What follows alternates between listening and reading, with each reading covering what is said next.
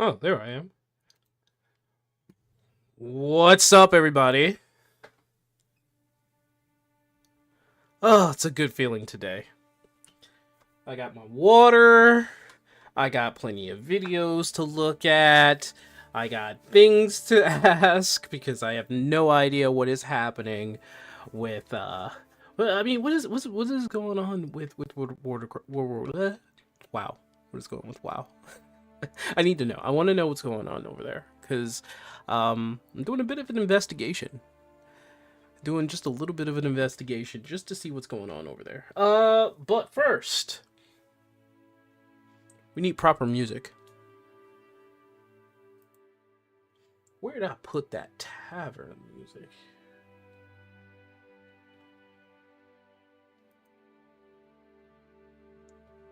All right.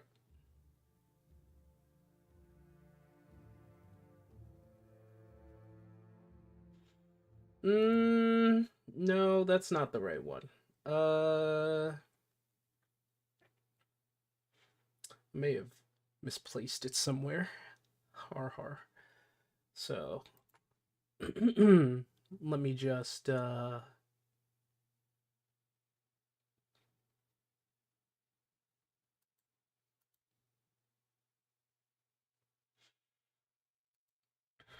let me see.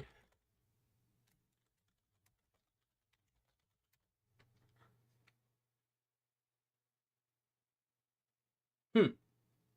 Um. Hmm. Hmm.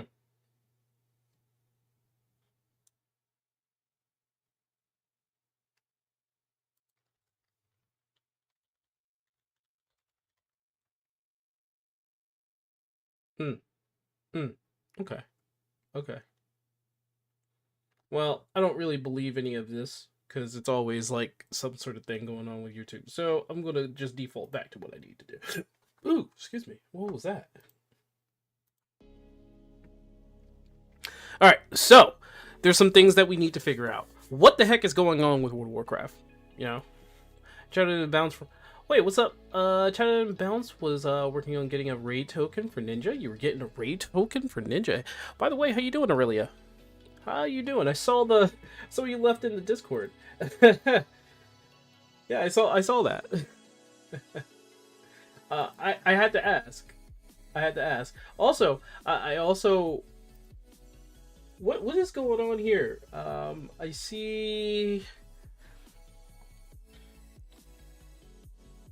someone see a group went in with a Gunbreaker Paladin, Dark Knight Warrior, White Mage Sage, Scholar, and Astro, and I guess they passed. They did a thing.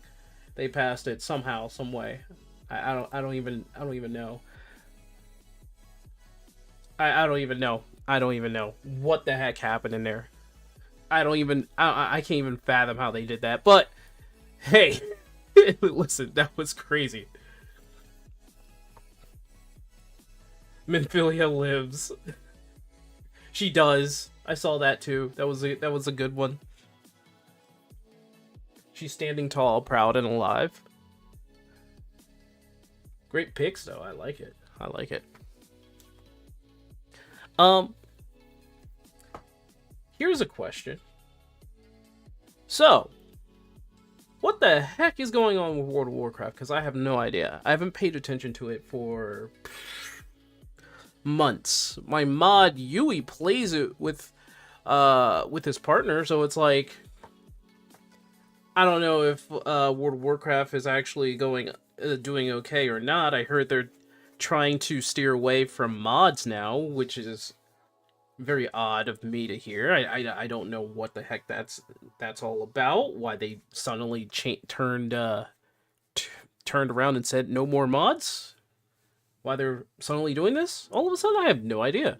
But I want to know. Original art team is fading out. Gameplay is improving.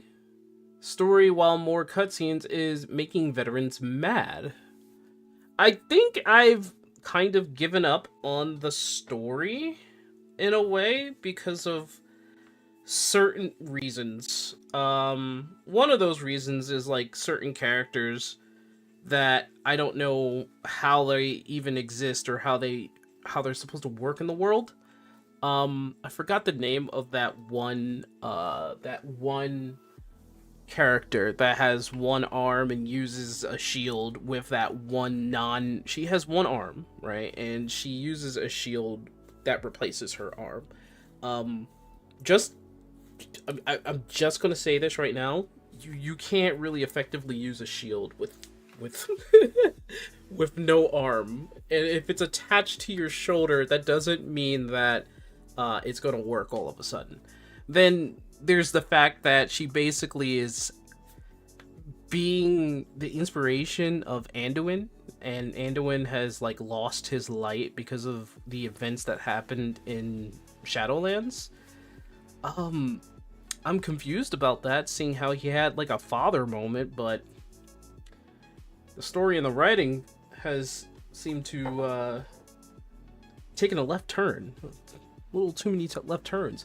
I did find some videos that we could watch to see what's going on. I found like a random update video.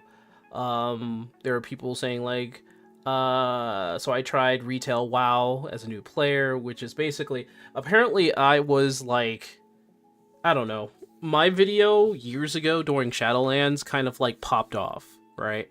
So other people started doing the same thing, is what I was told. I don't want to think that I am the catalyst for that, but I want to think that perhaps World of Warcraft was always meant to have like a video come up from a person like me, since I'm from Final Fantasy, of course. And it needed to be done. I thought it needed to be done. I tried to play World of Warcraft and I just didn't like it. I just like I am done. But on that note,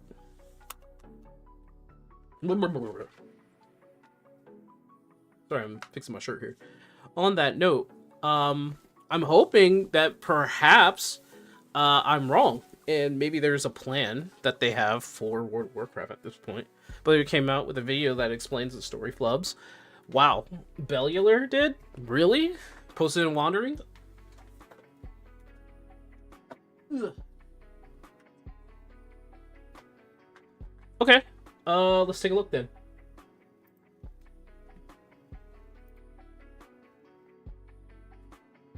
Okay.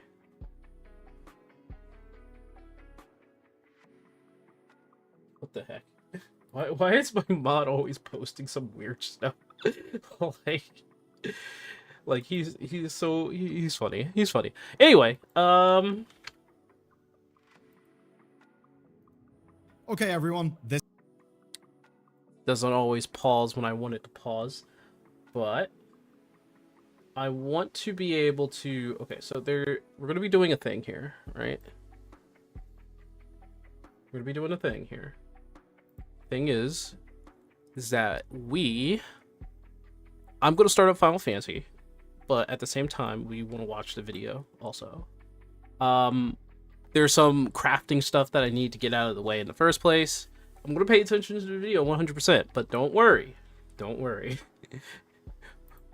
we'll do this, and it'll be cope. We'll be cool. Let me just fix this real quick. Let's change. We're gonna change the desktop here. Okay, I think you guys see that.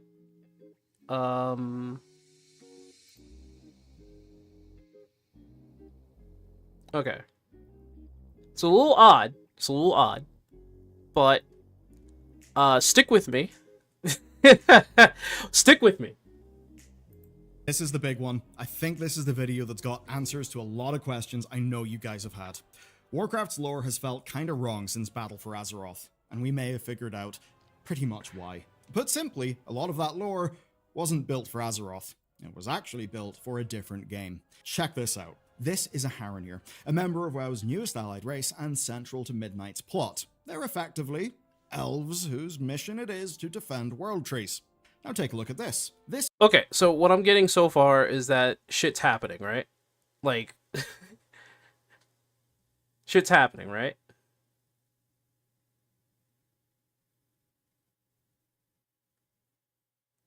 Oh dear, I lost my place here.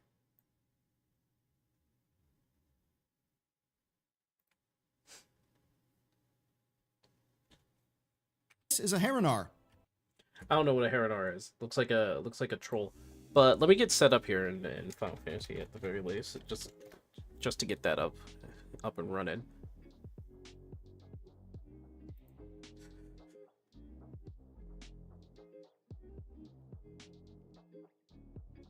You knew a lot about the game. I actually, every single person you said, I basically follow just as well. I think I start with Noble. I can't pronounce his name. Nobel. I followed him because I wanted to know more about World of Warcraft. Shut up! Shut up, game! Shut up! I'm talking. There you go. Shut up! I'm talking.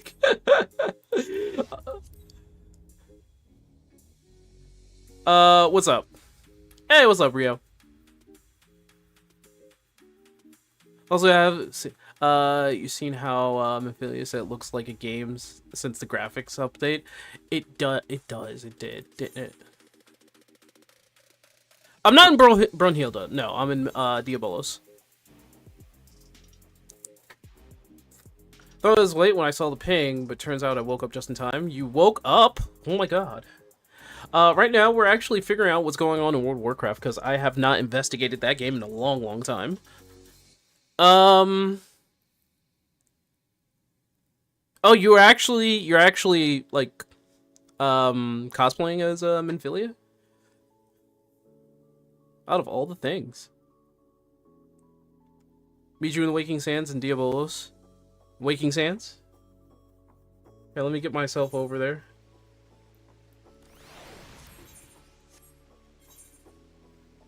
Return to Tuliolo. Oh. Don't really want to go to Tuliolo.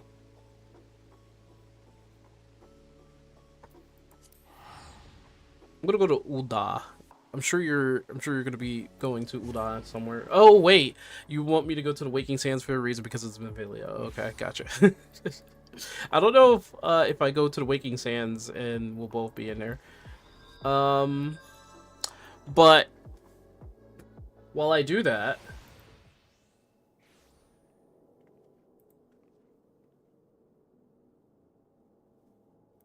an elf whose mission it is to defend the World Trees. Just in the 2012 role-playing game, Kingdoms of Amalur.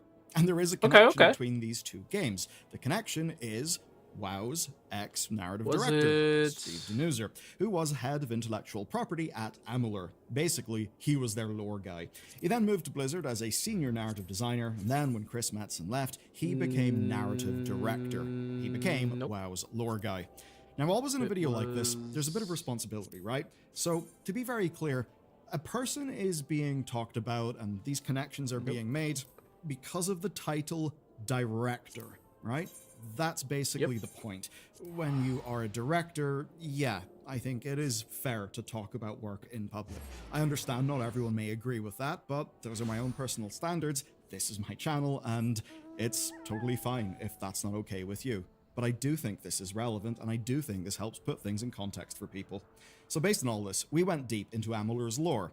We found some other connections, and it quickly became clear. There were many, many, many lore beats lifted near wholesale from one setting and transplanted into the other. And that's when it struck us. Shadowlands, Dragonflight, and now part of the World Soul Saga don't feel wrong because they're bad. I think they feel a little bit wrong because they were molded in another game, but then baked in Blizzard's oven. Why did Warcraft need a machinery of death? Why were there so many primalists in Dragonflight? Where the hell did they come from? Why were they so powerful? Why is Elune being the Summer Queen something bizarre that makes near zero sense and there's nobody here does anymore. not mesh comfortably with prior lore? And what the hell is an Arathi, or should I say, an Irathi, spelt with an E, or another race from Amalur? Well, they are all things that are creations under the directorship of Steve Denuser, and they all predate his work at Blizzard Entertainment. Before we begin, I want to be very clear. Wait, so he worked on Kingdoms of Amalur? Amalur's lore actually goes really hard. fair play to Steve, actually. The Amalur lore goes hard. I wish we got more of that world and that they actually got to make the MMO that they always dreamed of making. It's a game that many love, even so much so that it actually did get a remaster. It's fairly excellent, it has a phenomenal backstory. What I'm saying, though, is I think we now know why a lot of this lore doesn't really fit in World of Warcraft. It wasn't built to fit in World of Warcraft. It came, in great part, from somewhere else. So, let's get stuck in, and let's see just how much of Amalur wound up in World of Warcraft. So, what you're saying is Steve Denuser, who is apparently Steve Denuser. He's probably like, what the heck? Worked on Kingdoms of Amalur as a story, and he brought that over to World of Warcraft. Okay. I think as a writer, you don't want to bring in ideas from a story that you originally made somewhere else. You gotta try to find a new piece here. I think the best example I can find is probably Ken Penders in the Sonic the Hedgehog comics, where he literally tried to make his whole entire story with the echidnas, and that was just a mess. It was a mess. So you gotta try to figure out how to, keep the originality of the story. If we're talking about World of Warcraft, it already had its own universe, its own characters, and everything like that. So that's all. It's all cool. It's all cool. But yeah, Discord user, because Discord got hacked. That's just one of the many stories of data breaches and these security breaches, and even invasive people search sites that are a thing in America. They're too common, and they are why I use today's sponsor, Incogni, because Incogni helps me fight. Cogni is great. All right, there you go. Down below. Cogni is great. Denuser worked on World of Warcraft from 2015 to 2024. That is the Legion expansion through to the pre-production of The War Within. And during that time, he replaced Chris Metzen and became the lead narrative designer. So Chris Metzen was the guy. He didn't start in Legion, right? I know he's been a writer for a long time. I just don't know when he started. But I know for sure he didn't start like... Oh, wow. Oh, wow. Oh, wow. Oh, wow. Well, look at that. That is 100% Minfilia. that is 100% Minfilia. Well, look at that. Well, actually... There's probably in-game somewhere? Or is that like a... like a store-bought outfit? If you could make that in-game without going into the store, then yeah, that'd be great.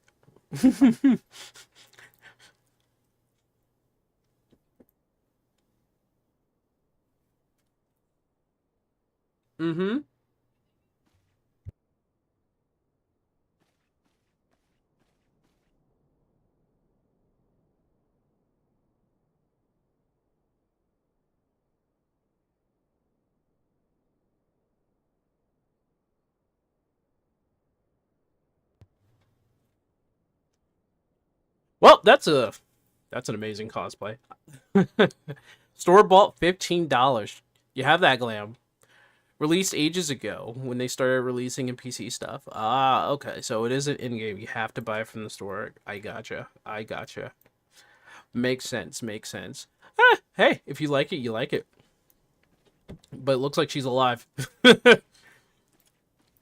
Looks like she is 100% here. And didn't become, a goddess and went to the first, and then, had to protect that world and all that stuff by reincarnating herself over and over again.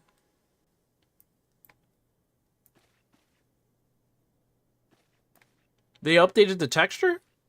Well, the only way to prove that is by looking at her, her little shillings here. And, yes, her shillings. Not this. Look down. Look down. Look down, all of you. Actually, the texture work is actually not bad. The sword could use a little bit better of an update.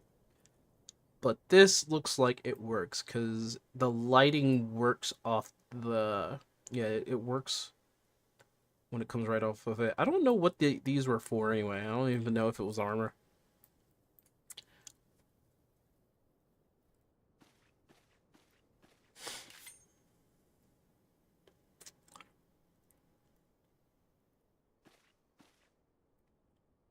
Ninja. Nice. I always wanted to know why they use, or why Minfilia had to, her story went the way it was, seeing how, well, if you guys played 1.0, her story didn't begin the happiest. But hey, it is what it is. All right. Big job, big responsibility, and here's how he earned that. So Steve got his start at Sony. Thanks Online for showing me. Entertainment, It does look and, pretty in his own good. words, built the EverQuest 2 community from the ground up. Writing lore was always his strength, and he eventually transitioned towards game design, heading story creation for adventure packs and for expansions. But his big break was 38 Studios' Kingdom of Amalur. It had some huge names attached. Ken Rawlinson, lead designer in Morrowind and Oblivion, R.A. Salvatore. Really? Is the a only way to get her veteran fantasy hairstyle. author, That's crazy. And art design from Todd McFarlane, who is founder of Image Comics and the creator of Spawn. All of those huge lore names, and Steve was their lore guy. The one tying it all together. He created that game's immense backstory and timeline, building out enough content to actually support. Oh, by the way, I changed my house. I changed my house a little bit. So, even this is in the background now. Yeah, it's still a work in progress, because I'm going to need to find walls, partitions that are just pure white. And I need to find something for up here. This is a gap. And you go downstairs and bam.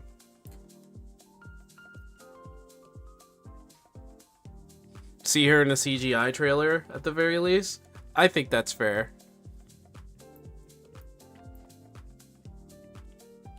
I hope you guys see where I'm going with this. I hope you guys see where I'm going with this. I like futuristic aesthetics. So I'm hoping when they do come out with like more partitions and furniture, maybe we can get like something for like an archway and all the other good stuff. But yeah, it's a very white room. Anyway. Support several games in the same franchise, because 38 Studios was always trying to get towards all issues could be well, you know, of can't course, do that. only one of those games was ever released, and it seems the rest Can't use was third-party stuck in tools. Steve's head. You know what That game I'm is, playing? until he joined Blizzard, and that's where we begin to see some timelines bleeding into each other. But to be clear, he did not join Blizzard at a easy time. It was a company in flux with deep personnel problems. Siga's a Sin Eater confirmed. Shh. By the time of the War Within, Chris Metzen is no longer at the company. He had retired, and apparently the last thing he worked on was the Battle for Azeroth. Don't talk about cinematic. secrets like that And out in loud. fairness, Also, what's had up, the High Cools? expansion Sorry I felt didn't say like that cinematic, earlier. What's up, man? Probably would have been a banger. Now, the man who replaced him was not Steve. Hope you're doing well. It Hope the was fam's doing well. FFXIV, and he was building one of the most controversial storylines in World of Warcraft's history ever. This truly is the case. Certainly, a lot of us in the scene have heard things, and, well, even publicly, Alex was the person named in the big Activision Blizzard lawsuit that just kicked off the entire chain of events that led to a lot of changes at Blizzard, but also basically facilitated the acquisition, right? Now, he was really running things into the ground. And from what we understand, substance abuse issues were also present around the time that lore decisions started getting more. Whoa. Who are we talking about? Whoa, back up. Basically facilitated in the big Activision Blizzard lawsuit that just kicked off the entire chain of events that led to a lot of changes at Blizzard, but also basically facilitated the acquisition, right? Now, he Alex was really Afrasadi. running Wait. things into the ground. And from what we understand, substance abuse issues were also present around the time that lore decisions started getting more and more crazy. There was a rather infamous interview about Sylvanas' motivations essentially being retconned for the Wrathgate cinematic. You may remember that if you were terminally online in WoW spaces back then, as I was. Now, by Sylvanas' side was Nethanos, who the community have widely read as Steve Denuser's Dark Mirror self-insert. Of course, some of that is some community banter, some of that does go too far, but we didn't really know it at the time. What would happen is that storyline ended up barreling towards the Shadowlands, and that's really when Steve got his first opportunity to lay down the lore. And before we go into this, you need to remember that a lot of the decisions being made in situations like this happen way before you actually see the content. And it was relatively shortly after the Battle for Azeroth expansion came out that Alex quietly left the company. And rather obviously, we kind of know where that was all leading. Now, around that time, well, Shadowlands pre-production starts, and we start seeing Battle for Azeroth stuff move in the Shadowlands. You know what came from all this? You know what it came from all that Shadowlands stuff? Let's see. FF14 player plays WoW. Let's see. Does my video? Oh, look at that! look where that got. Look what happened. Look what happened. That's what happens with Shadowlands. That's what happened. My new player experience in WoW as a 14 player, and why I'm done. look what happened. Ain't that something? Ain't that something? That's what happens when you came out with Shadowlands. That's what happened. Wait, Legendary Drop actually made a... Wait, what happened? 14 versus WoW, a completely different experience? When did Legendary Drop that? I don't even know, man. You should unlock your door? I should unlock my door to my house? Yeah! Now, we turned up in the Shadowlands. I use a bunch of WoW players were scooching over to... Where's he at? Dude. I suppose it was crazy. It was a crazy time. Here it was, and with it being broken, so too was fate itself. We were hailed as the Maw Walker. Okay, to this day, I still think that title is absolute. Sorry, you guys probably can't hear me. To this day, I still think that title was silly. The Maw Walker. You're the Maw Walker. You know you want to let Jerry in. I don't know. I want to keep my house a bit clean. It's everything is white now. The walls are white. The floor is white. I don't want to get mud everywhere. Well, I don't know. I still haven't completed the downstairs. I need to get like some sort of gigantic aquatic creature over there. I'm gonna wait for like an update so that there could be more technology that I could put all over the place. I think there's like supposed to be like a computer as well. I don't know if I can get that, but we'll get that. We'll get that. You're gonna walk the Maw. The Maw Walker.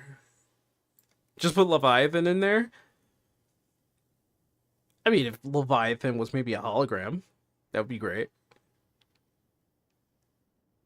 That's true. You did let me into your house that one time, but I'm going to call streamer privilege on that one. I used my streamer privilege card for that one time. I did. Coolest title I won't stay in my house, I promise. Ever made. You're the Maw Walker, foretold, or not, by the first ones to defeat the Jailer. You know what really confounds me? Because I went through this. I went through Shadowlands, right? What confounds me is that Anduin, at this point, right? He gets kidnapped. They were in the mall for some time, right? They finally get captured when you come in. And then after all that's said and done within the events of Shadowlands, he becomes a broken husk of a man, even though he had, like, the two father figures pop up out of nowhere, which, I'm gonna be honest, I don't know why, the orcish guy came out of nowhere. Like, I don't know if that was his father figure of any kind of way or something like that. His dad showed up, which honestly, I don't know why he didn't show up sooner. Which, where was his dad the whole entire time? His dad is supposed to be dead, but his dad never shows up. Like, they explain, like, what happens to Arthas. They explain what happened to other characters, some other characters, but you know, like, I don't know, man. Have been part of their plans. It was all a lot. It was all a bit strange. And this is the first time we are going to cut to Kingdoms of Amalur. In Kingdoms of Amalur, the game opens with a corpse being resurrected. That corpse is you. And we find ourselves in the middle of the Crystal Wars, where the immortal Fae are absolutely trouncing the mortals. Why are they winning? Well, they're winning because the Fae can resurrect themselves through the machinery of death, and the rest of Amalur can't. So, some gnomes then destroy the machinery of death, and in doing so, break fate itself. Which does rather sound Shadowlandsy, doesn't it? I mean, the framing for Amalur and Shadowlands are just remarkably similar. But why did this feel odd in World of Warcraft? Yeah, why is... Well, in Amalur, the player character is known as the Fateless One. They basically have this fate-breaking... Yeah, he did lose his ability. Battles foretold to be lost can be suddenly won with the player's intervention, and with that power, the tide turns against the immortal Fae. I think it's actually a great conceit at the heart of that game. You can fight gods because your mere presence messes with their powers. But then we're told, in World of Warcraft, that we've also got this special essence. That means no one in the Shadowlands can predict our next move, and somehow ties our connection to Azeroth. That's weird, because it's like this entire time when in World of Warcraft, you were never really the number one person that's important. It's always been the side characters. But now, I mean, you're important, but like, what? How's 14 going? 14 is actually doing all right. I found some interest in it. I'm now deep into my crafting roots, as you could probably see in the screen bottom left. I'm in my house. I'm trying to turn it into like more of a futuristic haven, like a futuristic setting there. It has that kind of theme going on because of the cosmic exploration. I like the furniture because it reminds me of like Phantasy Star or Star Ocean. Love it. I love those games, by the way. Phantasy Star and Star Ocean. It's my futuristic space is my favorite theme. Period. I love that stuff. But yeah, everything's going good. Which is dumb, because you only need faith in the light to use it, apparently. So why doesn't he have faith in the light now? Is it because of all the crap that happened to him in Shadowlands? So if we threw any other person that had, like, light magic, they would also lose faith? Or maybe he lost faith in himself because of the things that he did? Apparently, that's, like, the story, right? Finally ready to settle down and find his Nama. My Nama. Would love to. I would love to find, but let me tell y'all something. There's actually a Discord, called, I think it's called like Lovebirds or Love Singer or something like that. When I got just a tad curious if people were actually dating in Final Fantasy, which, by the way, I guess you can. It should be a normal thing if you're playing with your partner in a video game. That's not the weird part about all that. There's like plenty of people who do that. They play with their significant other in an MMO or other video games. That's not the weird part. The odd part is that they actually have like a dating Discord for Final Fantasy 14, period. But like the 14 community, let's just say they're not the most... They're very eccentric. Let's just say that. I'm being very nice here. They're very eccentric. And when you look at these dating profiles, you're like, yeah, no. Nah, I'm good. Like, It's a whole new dimension to our powers that we've never really heard of, and it doesn't end up making sense. Much later on in Dragonflight, during the Tearsguard heist on Ellison in the Nightwell, she tells us that we've got some special fate-breaking power, which rather came out of nowhere. But that's just the beginning. To That came out of nowhere. really hit things, let's go to Ardenweald. Yes. They put Irish people in World of Warcraft. And guess what? Most of us in this team are from Ireland. So yeah, we can talk about this bit for sure. In the Court of the Winter Fae, Gadflo the Bard takes High King Mathron's crown as a joke, but instead of returning it, he actually kills the king, and then his court becomes the leader of the Winter Fae. He names his army the Tunadom, and then they go to war with the mortals. Why? Well, because Gadflo worships a dragon buried deep in the mountains, and he intends to free him. Hello there, Kurog Grim Totem. Nice to meet you. Wow. Well, let's stick to the Shadowlands for now. In Amalur, the immortal Fae are. Do I have a Cosmos seat? Courts. I guess that's it right over there. To find the Winter Queen, who is based on an Irish goddess called Kalia. Now, there's many similarities, but it was when Elune entered this story that things just got strange. That's another thing, right? Elune is supposed to be like a moon goddess, right? If I'm recalling that correctly. And she's the sister to this woman, right? So like the sequence of events didn't make sense because she said that the elven souls that were supposed to during that travesty that was, or that whole thing with the beet tree being burnt down, was supposed to send souls to her sister, which were starving of souls of something. Like, they were trying to justify the burning of the tree, and with all the elven, like, you killed elves. Let's get this out the way. Elves died. Elves died. And were sent to death.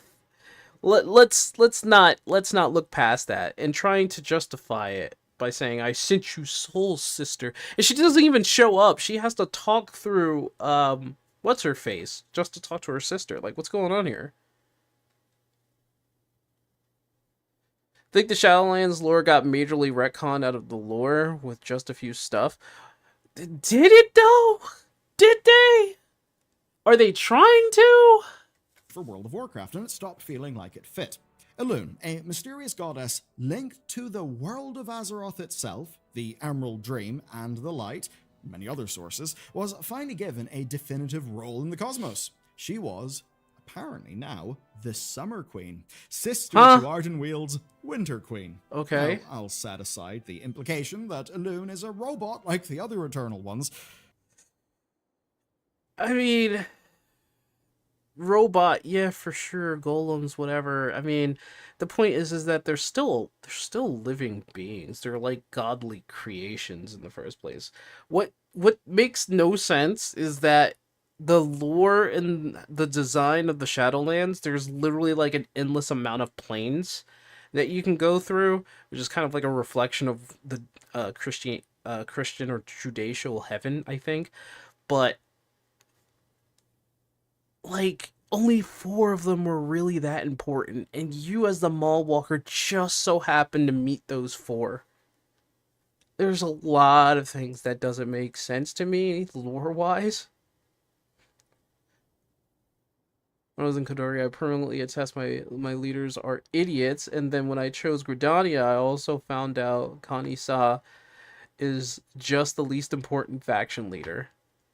I think it's because of just like how she presents herself. They tried in Heavensward to make her at least a little bit more important because she's a representative of Gridania, and she's, you know, one of them. She's one of the Horn folks that communicates with spirits, obviously. But, you know, they're people that forever look young, and Kanisa has to put on makeup just to look older. I somewhat question that lore too. I somewhat question that lore too in 14, but at least theirs is put together much better because they wanted to differentiate the people who were able to speak to the spirits, and the spirits themselves don't really like humans. Humans have to respect the spirits at all times. You know what I mean? It doesn't line up with the current patch. I don't know if they're really changing anything in World of Warcraft, but like the fact that Elune is a robot person, well, it doesn't matter, but like they're sisters, and she doesn't really show up in person. It would have been great if you got to see her in person.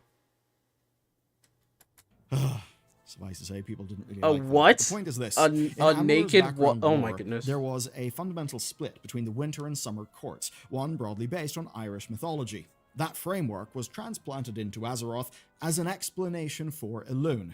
It's really no wonder that a lot of people who loved Elune up to that point didn't really feel like this modern lore fit with the thing they had enjoyed for years upon years.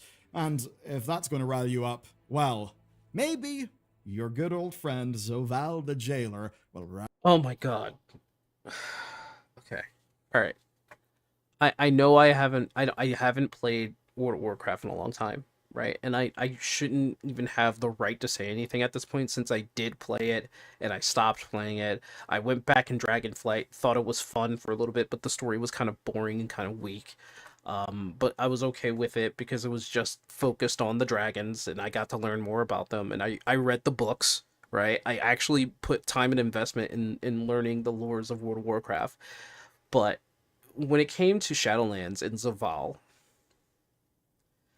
I had so many more questions, because a lot of things didn't make sense in comparison of what people told me and what I've learned from other lore videos. It just didn't make any sense to me. Out of all the characters in World of Warcraft, Zaval seemed like the biggest, because it is, that I've ever seen. Who was the least built up overarching antagonist? Zaval by a large margin, the Jailer by a large margin, because for Hermes, his plot point was actually very connected. As much as as much as going to Elpis and going through the scenario as to how it came to be, like the whole, you were there for the start of it. Like, you as the character was there for the start of everything. You went back in time just to see the events of how all of this happened, how Bird Girl goes up into space, and how Medion, sorry, and how her sisters just found desolate planets, and Hermes goes through an existential crisis. Is like, but why? What's the point? He goes all like freaking like emo goth and just starts saying some stuff, and he was like, you know what? Let's erase people's memories. And then like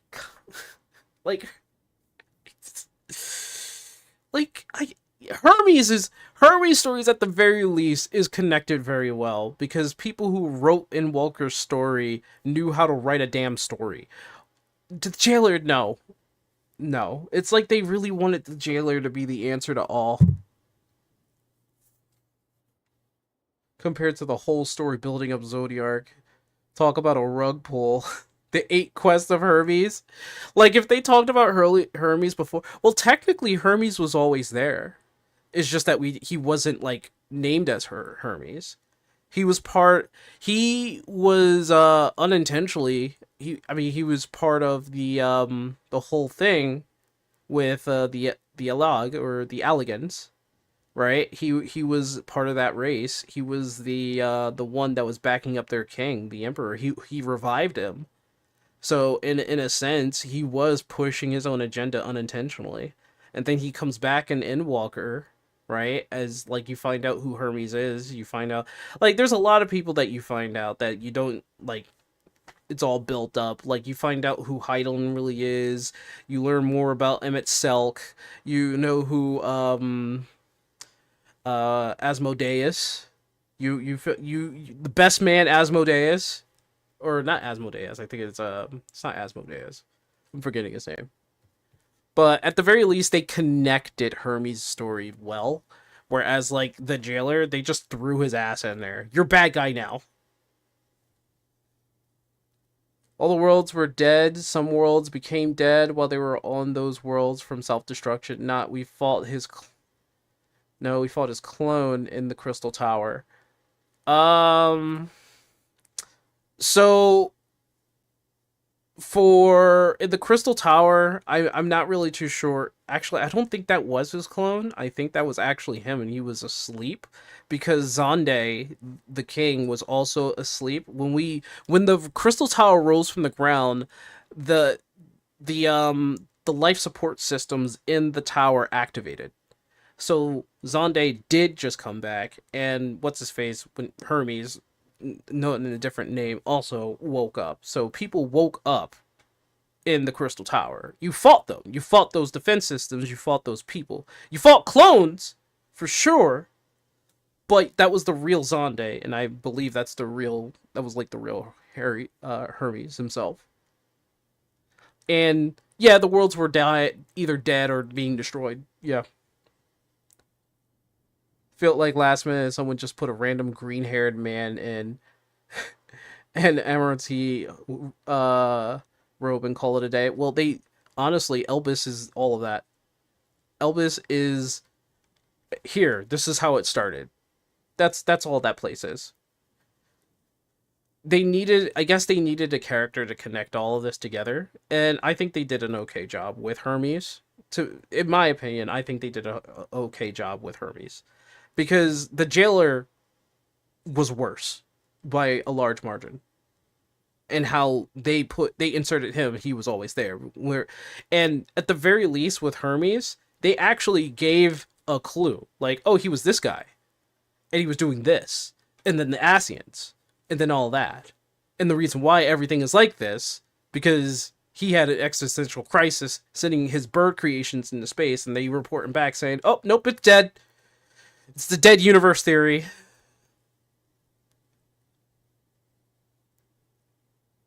It was too brief and it felt like a rush job.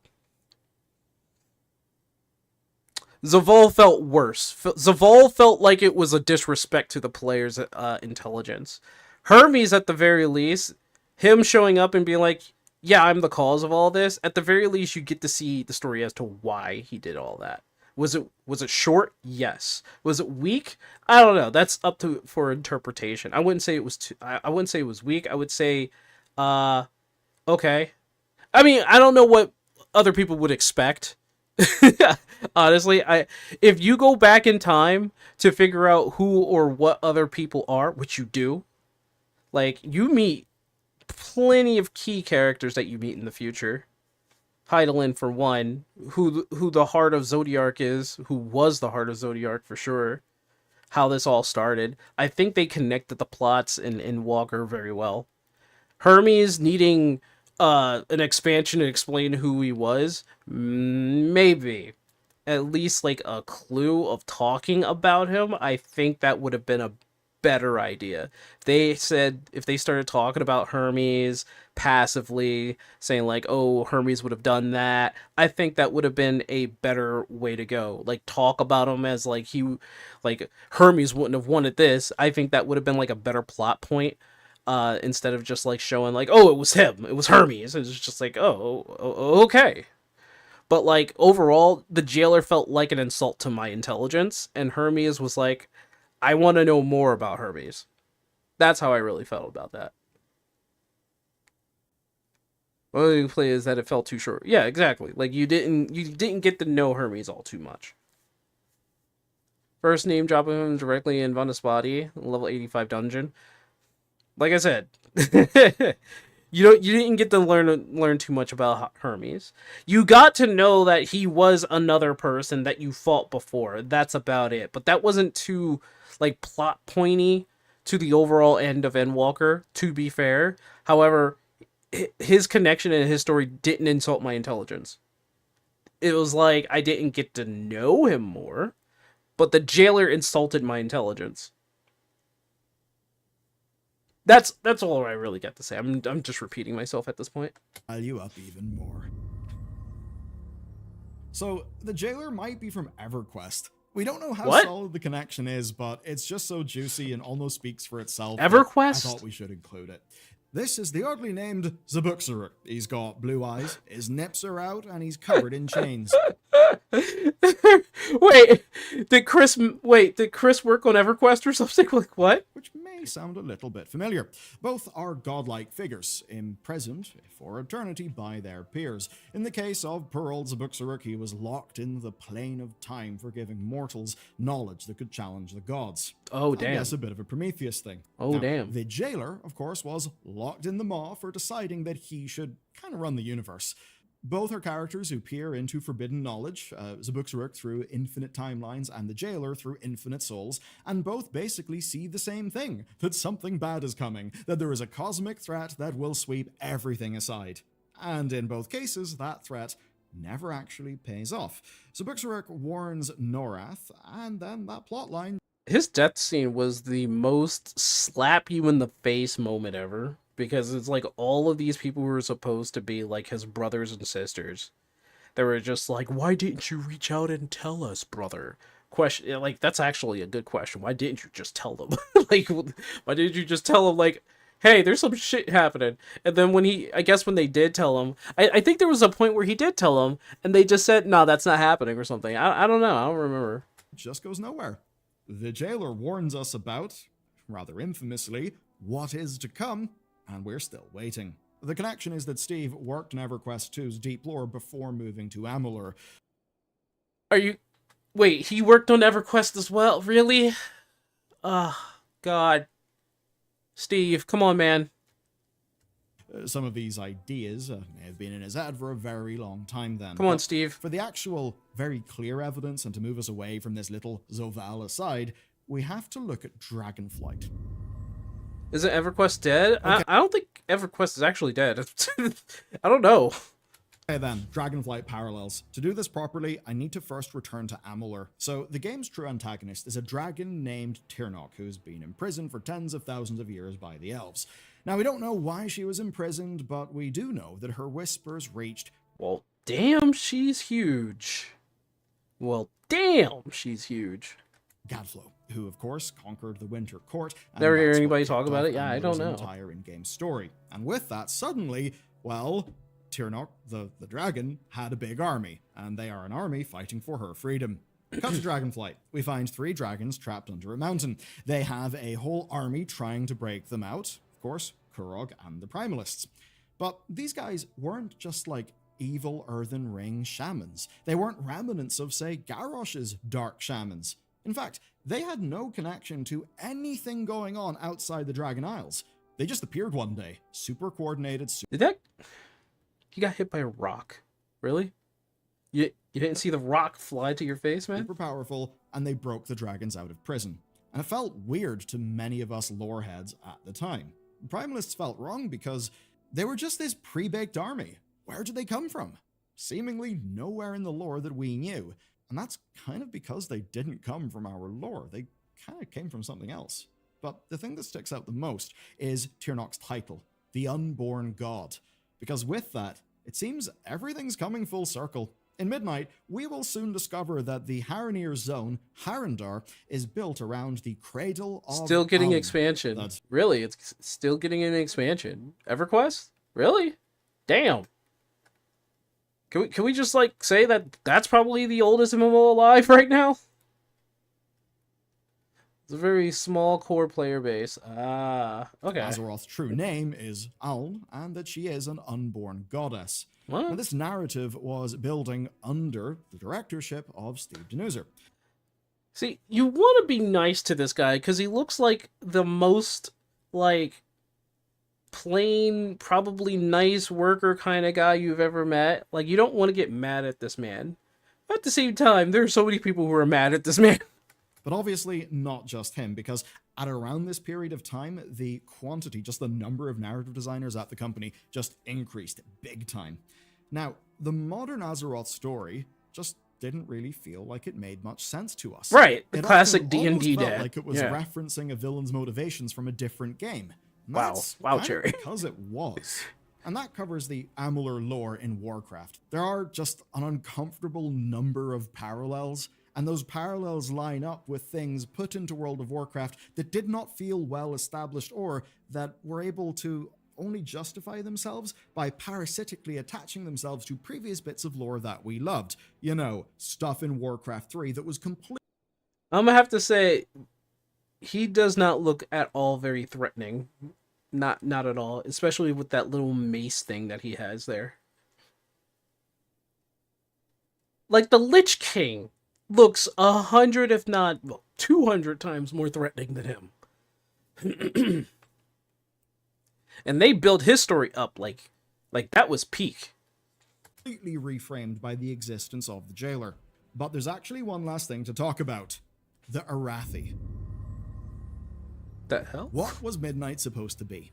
Well, Steve Denuser quietly left Blizzard around the end of 2023. I've heard one or two bits of scuttlebutt that things were maybe a little bit complex and a lot of changes happened pretty quick. Anyway, Metzen was back and he forged the World Soul Saga pretty much out of what he found on Steve's desk. A lot of that's because when you're making a game like World of Warcraft, development cycles are fairly long, right? Pre-production for an expansion will have Shifted begun Heart and 2 Legion. years before that expansion comes out. I can believe So it. that I meant can that believe the it, War yeah. Within was largely locked in, and Midnight still would have had some cliff notes. But of course, for us players, it would mean that War Within would be the most rough transition, because that's basically moving someone else's idea into your new idea, which, funnily enough, seems to be what happened around mid to late Battle for Azeroth into Shadowlands. It didn't feel good then, and to many people, The War Within felt like a bit of a narratively confused expansion. So, what was Midnight supposed to be before this shift happened? Well, I want you to think about it like this. At the beginning of Dragonflight, we were told about 2 new locations, Kaz Algar and Avalorn. Now, we had just visited Kaz Algar, but it seems we won't visit Avalorn for a long, long time. Still, though, in The War Within, we met people who are probably its natives. Them, of course, being the Arathi. You see, in Kingdoms of Amalur, there was an ancient race known as the Arathi. We only see their ruins in the game, but they are a creation of Denuser's background lore. And hey, for Amalur, it's all pretty sick. Again, to be clear, Amalur is a really cool world a lot of people really loved. Now, I think when you come up with something start to finish, you're going to have the full picture of the story, the background, the lore, whatever you're creating. Because you started there from the beginning. I don't know when Steve started the story. Like, Warcraft is a story that dates back way before his, like before his time, I'm sure. But, like, way before a lot of people's modern time playing World of Warcraft. I can't see, like, over time, I can't really see the changes that they made within the story, because I only caught the briefest of moments of watching some of the Midnight cutscenes and trying to understand what the hell's going on with that. And then I'm thinking back and I'm just like, what? Didn't this game used to have, like, you know, a war on 2 fronts? Right? It was mostly about that. And when there was a central bad guy popping up and they had to put aside their differences to beat that said bad guy, it's like, you know, it's happening over and over again. But, like, at the very least, the story was coming together. Oh, big Lich King comes out of nowhere, threatens the world. Yeah, we gotta do something about that. Both sides. But there was, like, 2 separate stories that were connected to it. The Horde side and the Alliance side. Take a look at Varen's death scene. Then Jaina comes home cutscene. It may have the same models, but the art direction shifted. Oh, okay. So it's kind of like you're kind of explaining that to Rio, I'm guessing. People who probably deserves what they wanted. Wait, what? I was about to say something really mean about the people who go to BlizzCon. Wait, what? Really mean about the people that goes to... You're saying that those people are just, like, extra up their ass or something? The art direction really isn't too much of, like, a thing. Honestly, like, World of Warcraft has its own style. I give it credit for its stylistic approach of how it looks. 14 is more realistic in terms of their approach, but I think if you have a style to your game, it lasts longer in terms of art. Like, World of Warcraft, I think, is going to be a bit more memorable because of how it's styled. Arathi came from the Feylands, and they forged the Empire of Erethel. And this is what their armor looks like. So when you look at the Arathi, you actually kind of see that same Fae-inspired Amalur framing. They're from Avalorn, like Avalon, the land of the Fae in that game. And then the Arathi with the most screen time is called... Okay, this chick right here. Okay, I have a lot of problems with her. For one thing, she's missing an arm. She's blind in one eye. And I think she has like one leg missing. I don't know. The problem is that she's in a role that you know you're supposed to be like, oh, that's brave of you, and it's like you're so strong and stuff. But like the problem I have is like she's like a half elf, right? I think she's like a half elf. She just so happens to be black too, but she's a black half elf that's seen war, been hurt, disabled in a certain way, and because of that, she has a lot of faith in the light. Anduin was in the land of death. And he kind of overcame a lot of things. In fact, he stood up for himself when Sylvanas and the jailer were both like trying to interrogate him. And even when he got his mind controlled, right? It's not like it was him. It was mind control. And yeah, he still thinks that was him. Like, that. Some of that shit don't make no sense. Steve Denuser, he was hired in during the time Blizzard worked on releasing Legion in August 2015. So Steve Denuser was hired on. Okay, wait, hold on. Wait, who left and who came back then?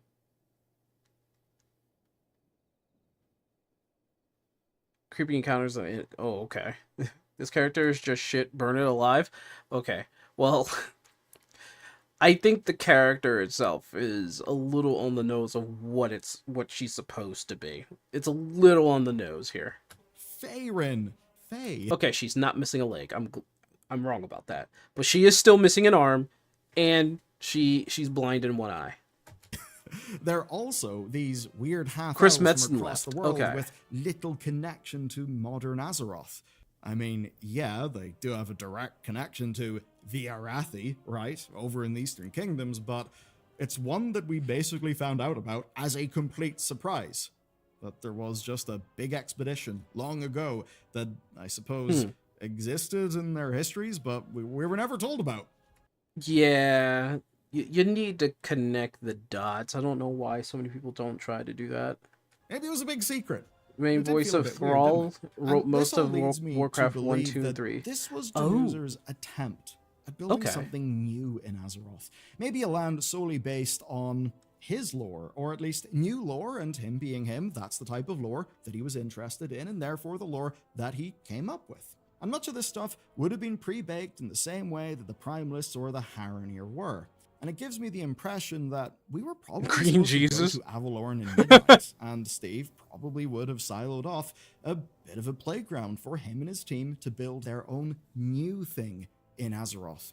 And we also do have to remember, you can only go and kill the big baddies from Warcraft 3 for so long until you run out of them. World of Warcraft ran out of them long ago, and an ever-present problem in WoW has been, how the hell are we going to make more Azeroth? I mean, think about it. We dug up Deathwing. For some people, Pandaria felt like too much of a stretch. After Okay. that, we did a whole big time travel crazy thing. True. After that, what happened? Oh, the Legion came back. Ah. After that, what happened? I guess we'll fill in some more of the bits of the map that do exist in the lore and call it Battle for Azeroth. And then Shadowlands was something completely new. WoW has always struggled with making Azeroth. And then Shadowlands was something completely... I still don't understand why they chose that guy as like the dude who watches all of Souls. I still don't understand. Like, there's like a whole arc of his character within the game, and it's like, wasn't the point of that role for like very omniscient beings? So you just choose this random dude to be the deliverer of death for all eternity? Like, oh my god. new. WoW has always struggled with making new stuff beyond the scope of Warcraft 3, and in fairness, that's because doing so is a fairly hard problem. And doing that, So Chris was in also Blizzard building the game 1994 live to is also a 2016, then really came hard back problem. with War And likely Within. when faced with the battle for Azeroth I think they begged his ass to come back. I'm sure they begged him to come back. under Afrasabi's direction that was going in unrecoverably controversial ways, well, the team probably had to scramble stuff up pretty damn quick. Maybe that explains the whole "is the jailer the Primus" thing that was going on, and a lot of the lore mess. They probably didn't have much time, and that probably meant leaning on a bunch of their own notes that existed from past projects. But obviously, it just didn't work. For all of those reasons and more, the lore felt wrong, and it continued to get worse. Obviously, things have changed. Denuzer's no longer at Blizzard. He's, I believe, over working on lore stuff and, like, IP at Fortnite. And now... I'm sorry, he's working on lore IP at Fortnite? Alright, now I get why the lore for Fortnite is absolutely insane. I finally get it. Oh my god. I think we can point to a fairly major reason why the lore of his era never quite fit. It just wasn't built for Azeroth. And maybe that's because of the conditions under which they've had to somehow salvage the game whenever directors and senior staff and all crazy stuff was going down. But you also gotta look at the age of the game, man. Like, how old is World of Warcraft? that all leads me to is the obvious question of what happens What next. lore? There's Here's lore. the thing. There's lore in Midnight, Fortnite. While it may have been something planned under the Denuzer era with that creative team, it's obviously not their Midnight anymore. It's doing something different. This expansion is going to be centered on Quell Thalas, the Windrunner sisters, and a return of the Void threat, plus a little bit of light.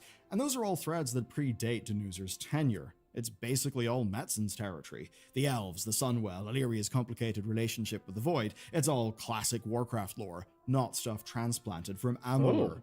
With okay. the exception of the Haranir stuff, I suppose. Okay. And you can already see the course correction. The War Within story, for all of its inherited baggage, did land better than Shadowlands or Dragonfly. I'd say there's one character in there that needs to make a shift, and then we'll probably be good. I haven't really watched a lot of The War Within. I don't know. Have you guys even investigated The War Within? Have you guys been playing World of Warcraft at all? Like, in any of this? Some of the tone shifted, the focus tightened.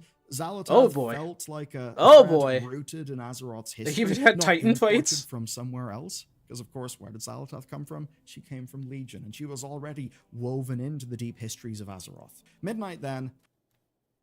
I see Anduin cut his hair, looks rugged, has a beard now. Is he becoming more of his father? I would be thankful if he was. I'll be honest with you. If he was becoming more of his father, I'd be like, woo. Has a chance to I liked his father. Again. I really did. Not necessarily because that... Like, Legion was actually... I really wanted to explore more of Legion. Because look, in the case of Steve, he did loads of work in Amalur, and one of the things people literally loved the most about Amalur was the deep lore. Not because of that, then, but rather because the lore is finally going to be built for the world that it's meant to inhabit. And, in a grander scale, it's all being built with more of a forward-looking plan. Instead of the old way where Blizzard was just kind of doing one expansion and then thinking about the other, but not really having a cohesive long-term strategy. So the cutscenes look like Sunwell, amateur the machinima Void slop? Elves, Oh those boy. are our stories. That's They not good. fit within World of Warcraft. All of WoW because needs they to be come done with from Warcraft. Warcraft. They should They start come on from something that new.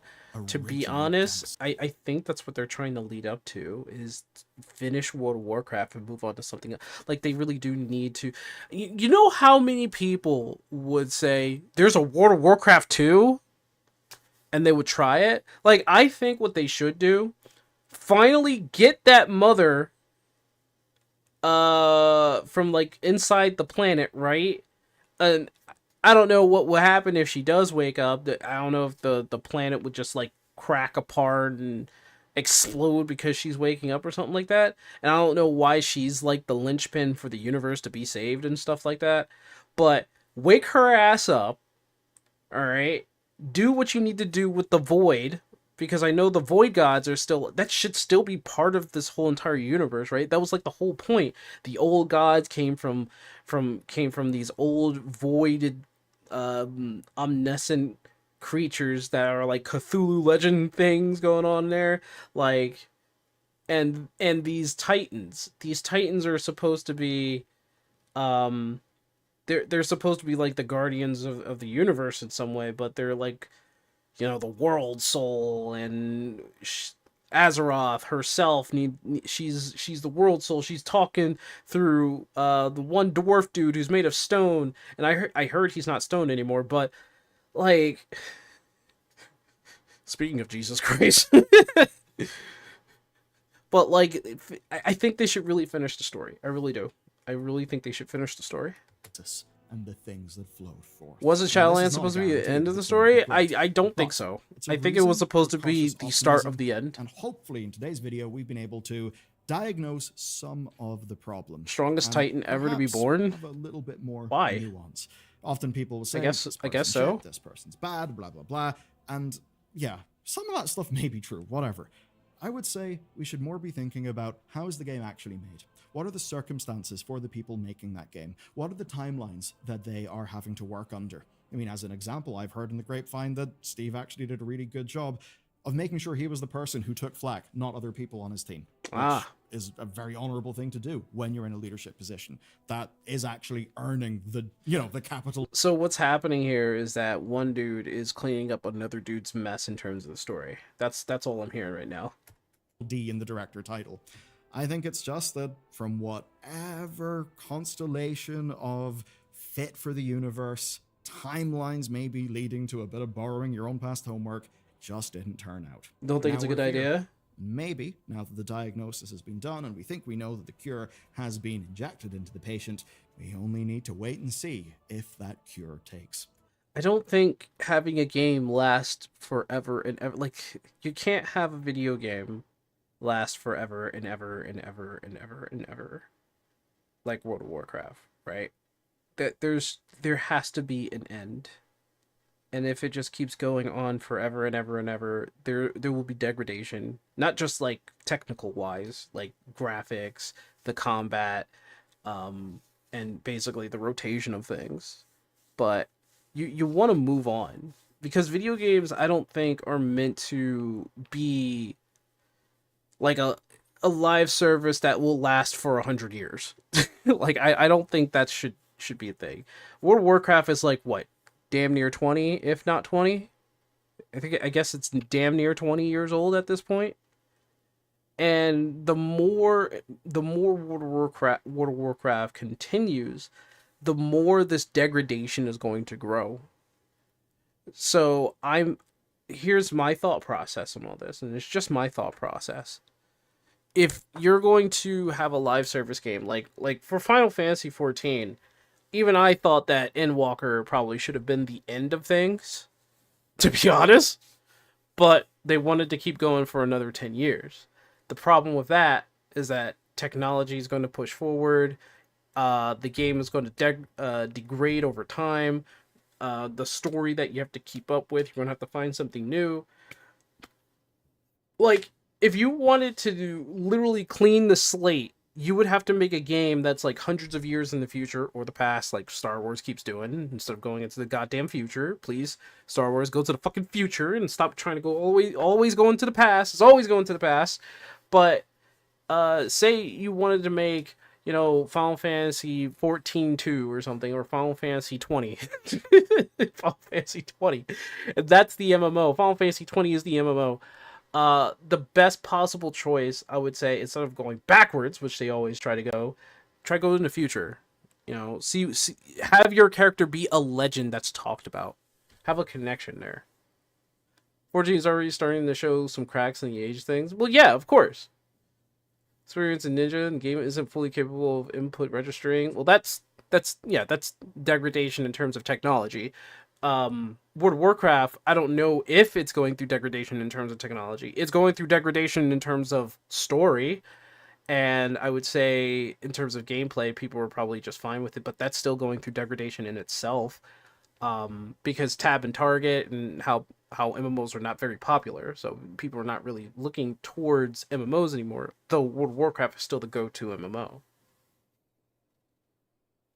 Endwalker was the end of the arc. Dawn Trail was supposed to be the start of a new story. I think Dawn Trails is like the in between or intermission of a new story. Like it's supposed to be the start. You're right, but like it's so Dawn Trail was not executed well. It was not. Um, they tried to protect her in the void. I understand that. I know the Titans were trying to protect Azeroth. They didn't do the best of job. They had a sword stuck in her back. But yeah, no, that was good. That was good. I liked the video. Um, okay. So, that was a good video. Thank you. Let me go do my things.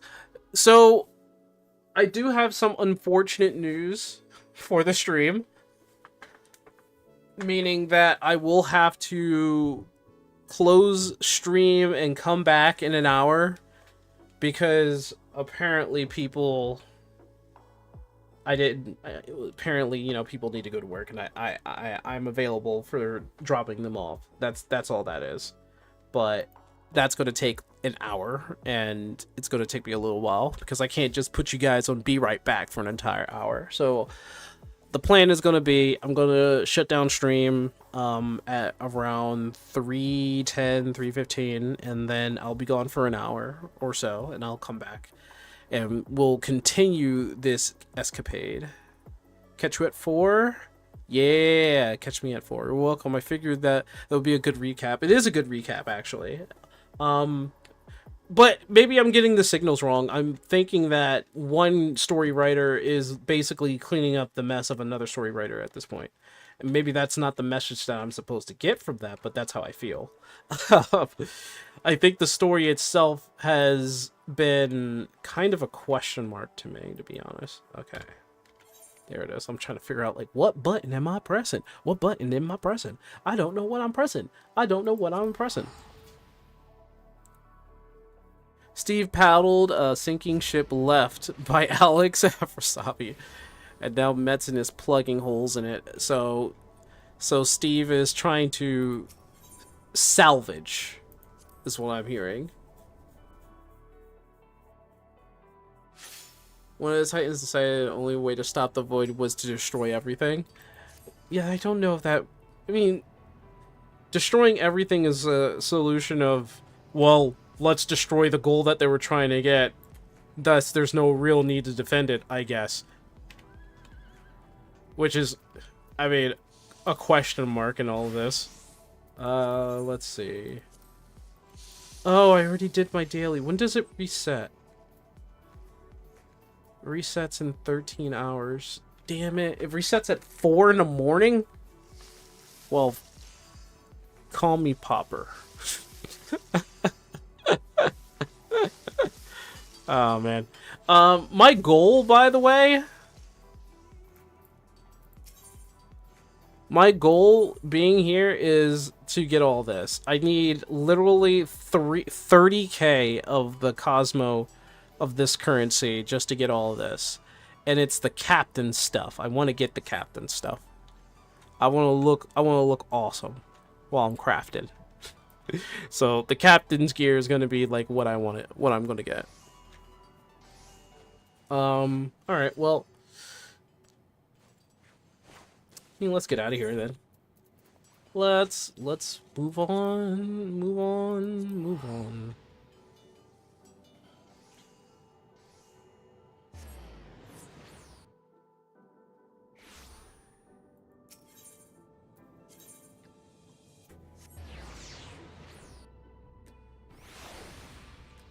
Just use maid outfit? How dare you even suggest that? Why would you tell me? Just use maid outfit, sake. Yeah, I'm no. I'm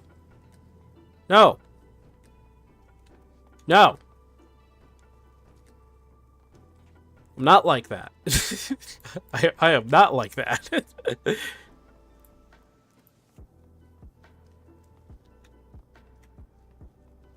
4 a.m. 3-ish.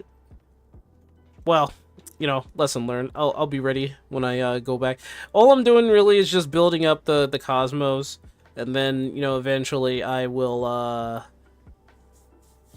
I will get my relics for crafting and I guess gathering. That takes a lot of time. Doing anything crafting and gathering takes so much time. I also need to still get my folklore. Do I have time? I think I have time. Basically,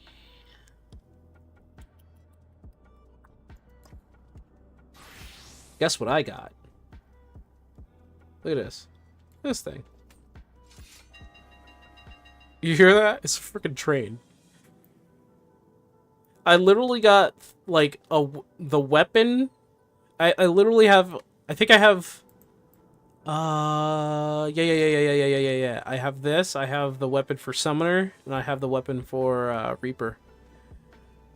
But yeah. Yeah, dog. Look at that. Look at that freaking Reaper weapon.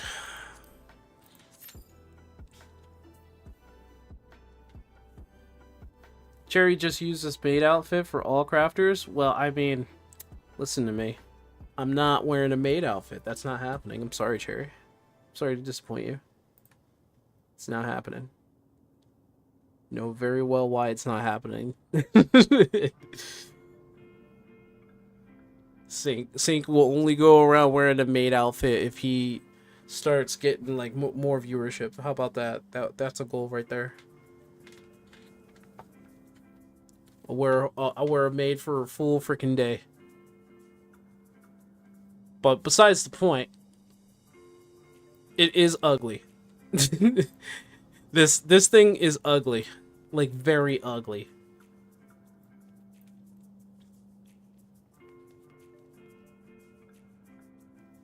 This thing is very, very ugly.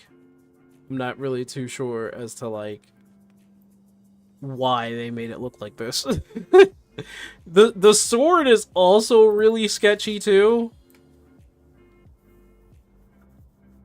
But this thing is actually rather ugly. I can glam it for sure. And I will eventually. I'm just trying.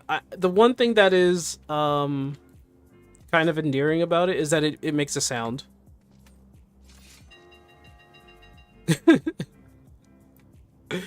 Yeah, it's like a piece of the train itself. It's an ugly looking scythe with a piece of the train. Basically, this is a piece of the train that I like killed 10 times. Sup, Yui?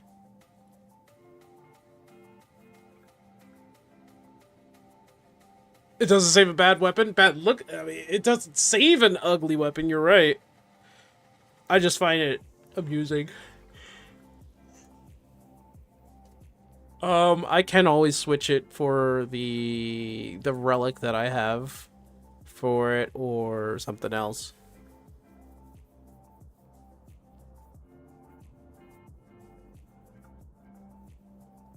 But we'll do this, and then I'll be off.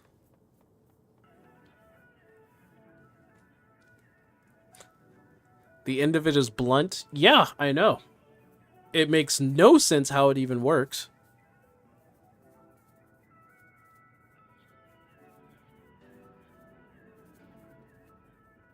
Oh no, the weapon is absolutely ugly. I agree.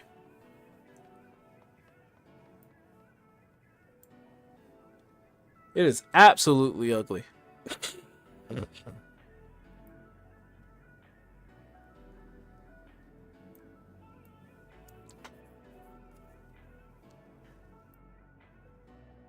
Like, I'm not really too sure what they were thinking about this one.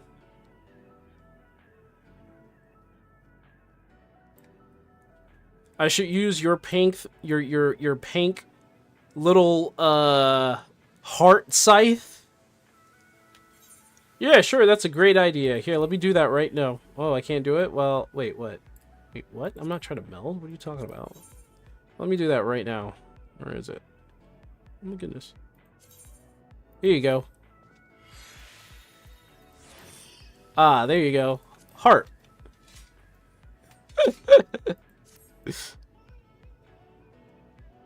Right? This is what you were talking about? This one's not so good looking either. It literally looks like a frickin' claw at the end of something. Like, the hook to it is so jagged. Like, it doesn't look right when it's like that.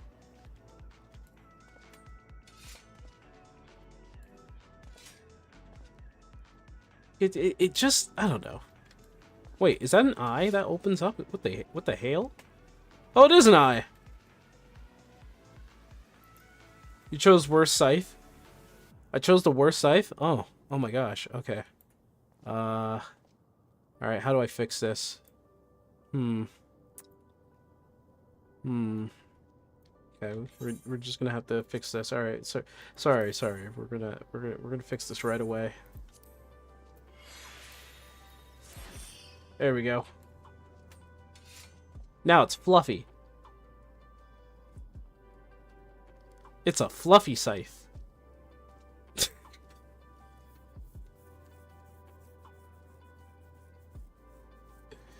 I found a fluffy scythe. Was to make it look like a talon, but kind of didn't work. Well, a lot of the design team has been like, I'm gonna say this as in the nicest way possible. The design team over in 14 is really losing smoke. They're really losing smoke. I don't know what's going on over there. That's not fluffy. Sure it is. Look at the fluffy feathers.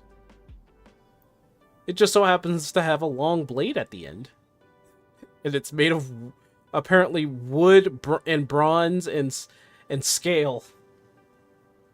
Actually, where the hell is my other scythe? I think it's in... well, they ain't going nowhere now.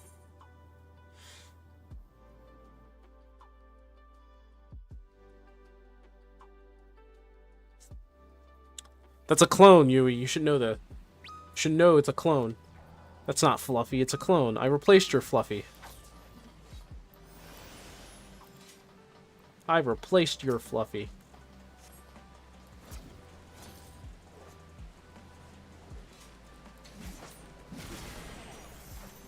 Wrong. Do a DNA test, you'll see. I replaced your Fluffy with a clone. Well, that won't prove anything, it's a clone.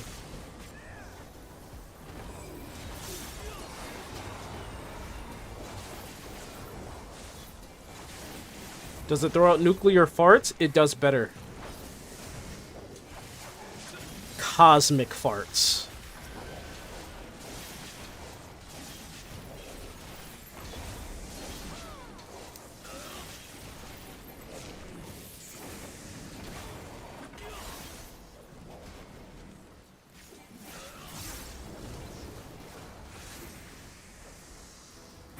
There we go. Does Fluffy happen to have a magic cousin? Likes to float around? Well, the family of Fluffy is a very, very tight-knit one, full of, you know, magically inclined fluffers. I should say cats, not fluffers. There's a reason why you should never say fluffers.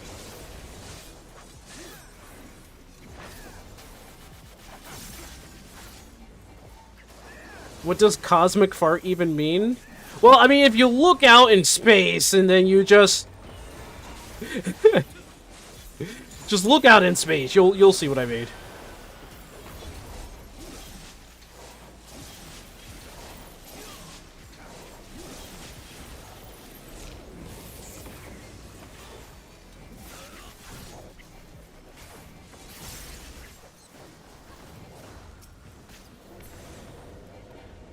Oh, they keep dying when I do a thing.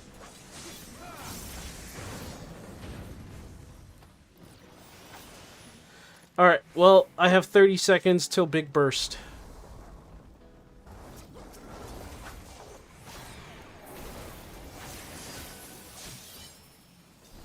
You know what? Screw that. Screw that.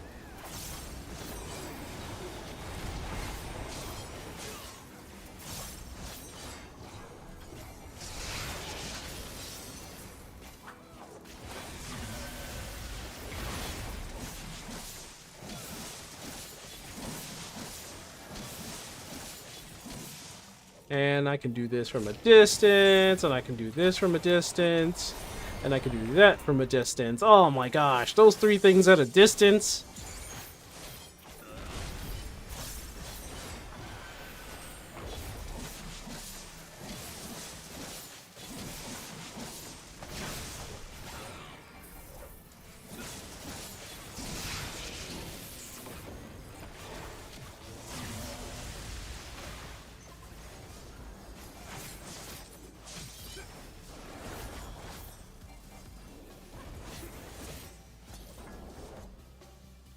Can I go back?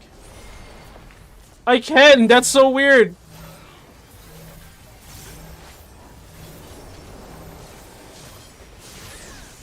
That's so weird, I can do that!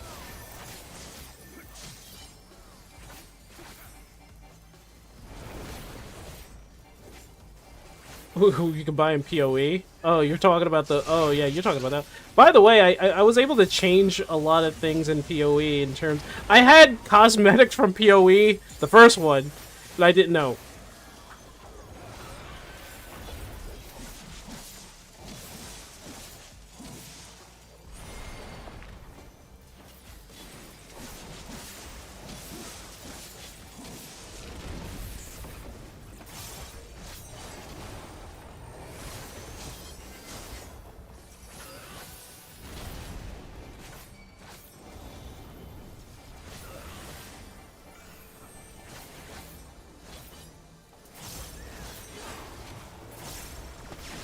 Nice.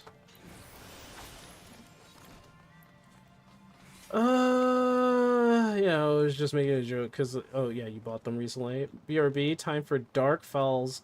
I'll see you in like an hour then, Yui, because after this I'm gonna be heading out. I gotta take somebody over to their job. Few cosmetics from PoE 1, work on 2. I think there was there might have been a dragon, like a little mini dragon or something like that in PoE 1, and I didn't get it because it was like too expensive. But I don't know.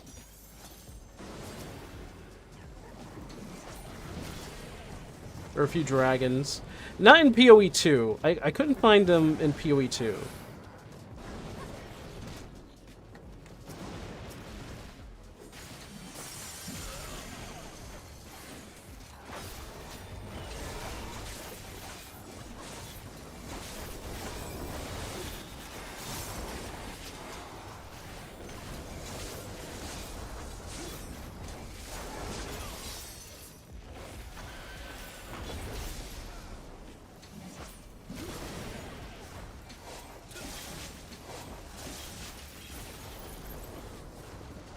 What? Hello? Oh my god!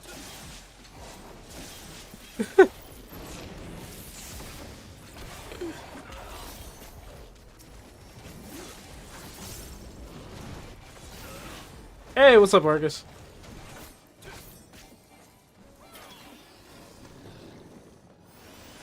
Let me check the database. Yeah, I mean, there's none in PoE 2, from what I can tell. Actually, I'm agreed for a lot of these. Because you can... I've been getting materials from desynthesizing the gear. So I should really think about doing that.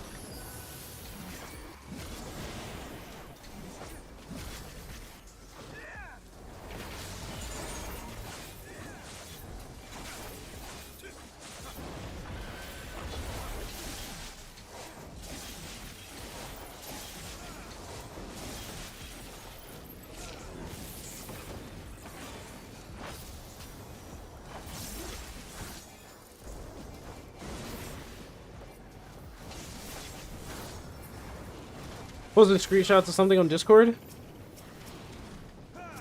What you posted?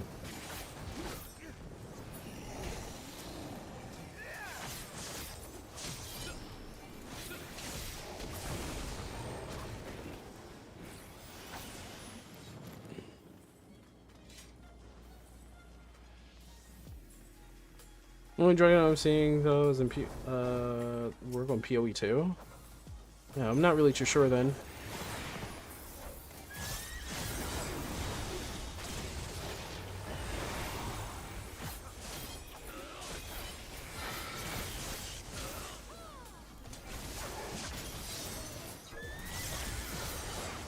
Okay.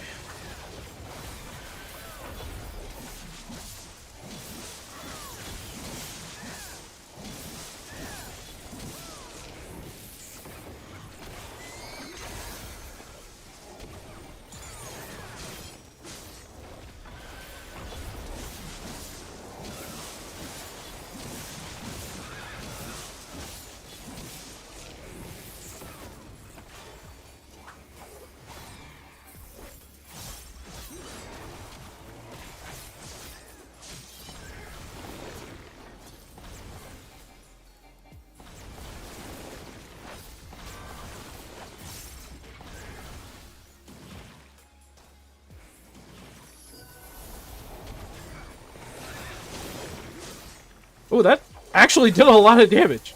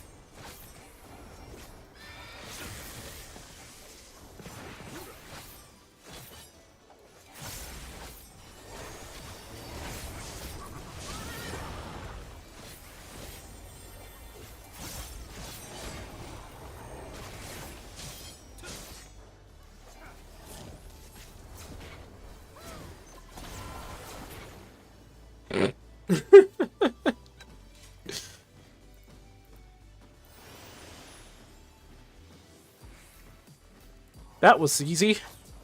That was easier than... Oh, why'd I do that? I need to greed. Oh, okay.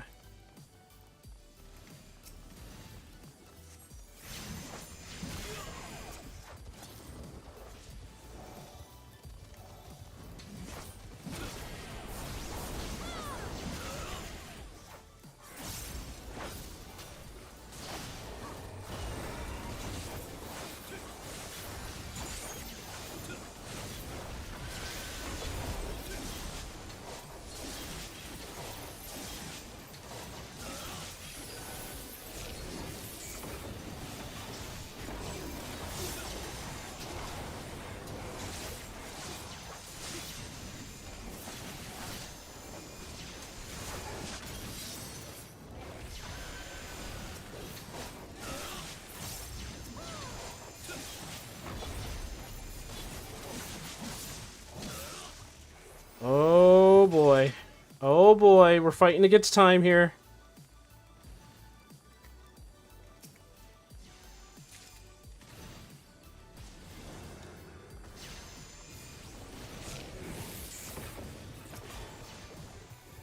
Oh.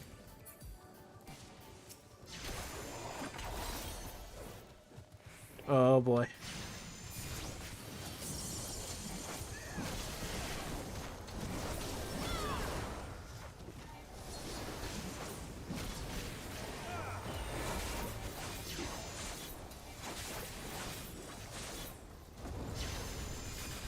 I don't know which one is doing it.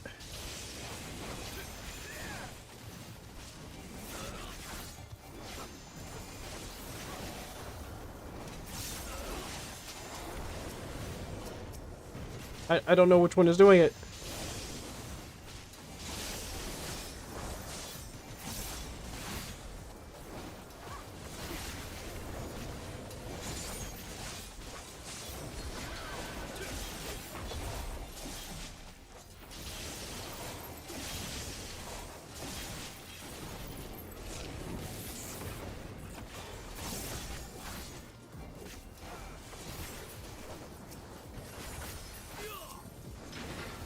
Okay.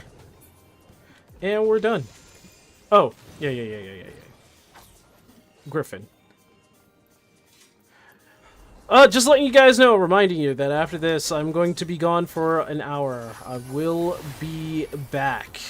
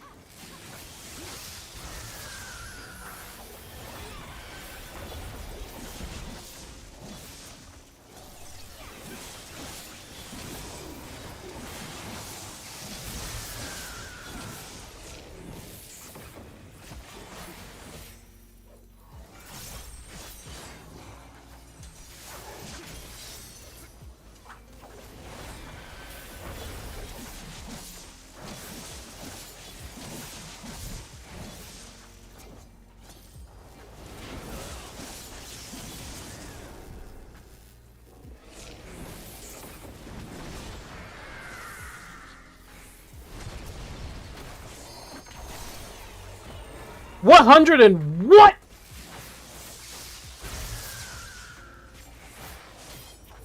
I damn near hit 2K. Did y'all see that? Who boosted me? I'm guessing it was the Astro. The Astro must have boosted me.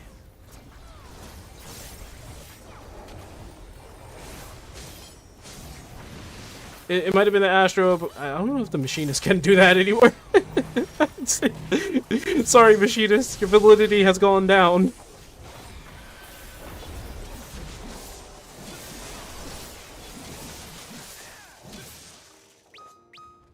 Nice, nice.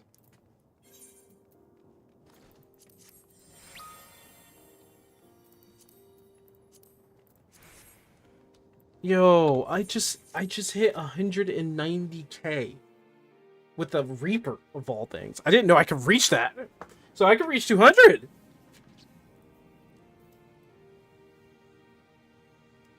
So yeah, that must have been Astro. Astro must have boosted me or something. Holy crap. All right, guys. I will be back in an hour or so. I'm not too sure, but I will be back. Bye, Cherry.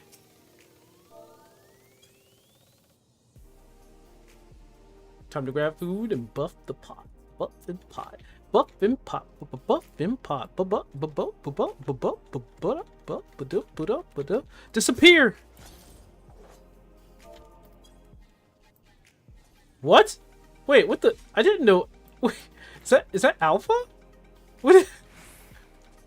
What? I never saw. Wait, what's this? What is going on here? I didn't know he could show up here.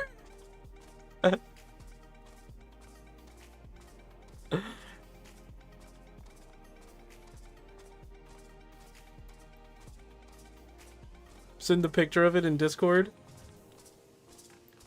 Let me. I don't even know how he, like how I'm not even sure how he's even here. Anyway, I'll take my leave.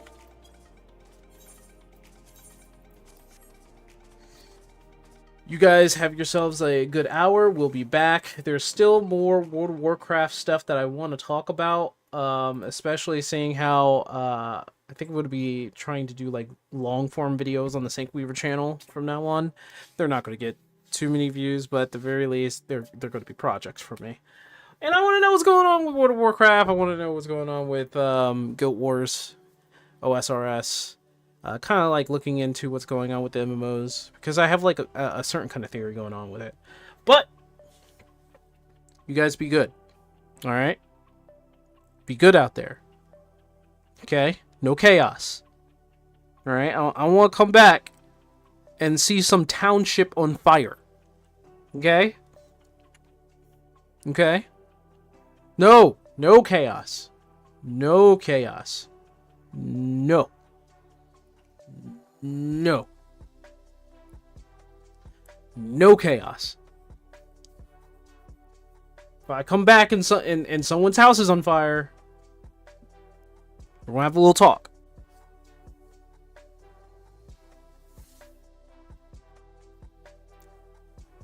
What am I gonna do with you people? What am I gonna do with you people? Alright, I'll see y'all later.